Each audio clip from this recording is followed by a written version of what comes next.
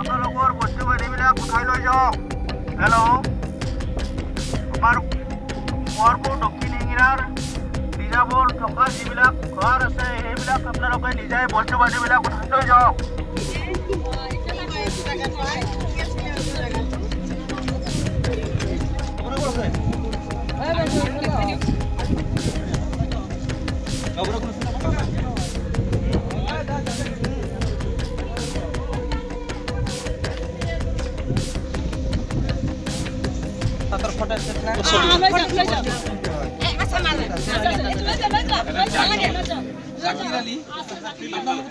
এতিয়া আমাৰ হাজো চাৰ্কুলৰ অন্তৰ্গত দক্ষিণ সিংৰা এলেকাৰ আমাৰ এটা গ্ৰেজিং ৰিজাৰ্ভ আছে। তাতে ইতিমধ্যে চক্ৰ বিষয়াৰ কাৰ্যালয়ত ইতিমধ্যে এটা ৰিপৰ্ট হৈছিলে যে ইয়াতে বিভিন্ন ধৰণৰ গ্ৰেজিং ৰিজাৰ্ভৰ অন্তৰ্গত এলেকাবিলাকত তাৰমানে কিছুমানে ঘৰ সাজি বাস কৰিছে বা কিছুমানে ফিচাৰী খান্দিছে।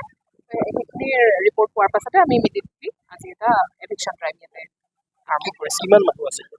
ইয়াতে আমি যিমান গম পাইছোঁ চক্ৰ বিষয়াৰ ৰিপৰ্টৰ পৰা ইয়াতে 7-8 ঘৰমান মানুহে অলৰেডি তেওঁলোকে ঘৰ বনাই আছিলে আৰু সৰু ডাঙৰ বিভিন্ন আমি পুখুৰী দেখা পাইছোঁ।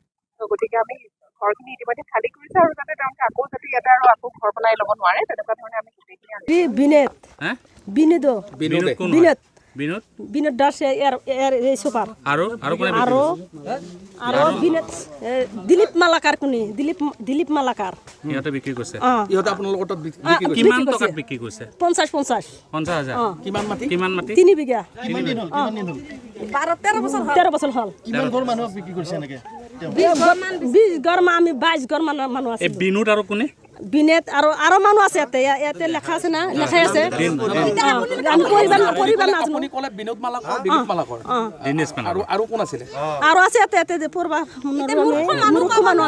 কেতিয়া মানে 2011 চনত আমাৰ হাজো ৰাজহ চক্ৰ বিষয়া লক্ষীনন্দন চহৰীয়াৰ নেতৃত্বত এবাৰ এই ৰিজাৰ্ভখন 286 নং লেভেল ৰিজাৰ্ভখন ইলেকশ্যন হৈছিল।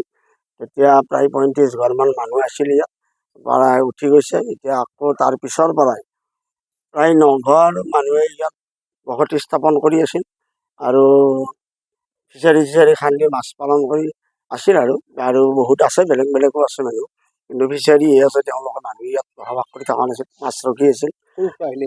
ক'ৰ পৰা আহিছে সঠিক নাজানো আৰু এইটো আমি যিহেতু সন্দেহজনক বুলিয়ে কওঁ। ক'ৰ পৰা কেনেকৈ আহিছে নাজানো আৰু বসবাস কৰি আছিল। আজি ঠিক হাজো ৰাজহ চক্ৰ বিষয়া নেতৃত্বত পুনৰ উচ্ছেদ অভিযান চলাইছে 286 নং লেভেলত। আজি চলি আছে বৰ্তমান আৰু ইতিমধ্যে আহিছে হাজো ৰাজহ চক্ৰ বিষয়া আৰু হাজো থানাৰ বিষয়া আহিছে কিজানি, মই সঠিক লগ পোৱা নাই। আহিছে পুখুৰীও খান্দিছে নেকি? পুখুৰী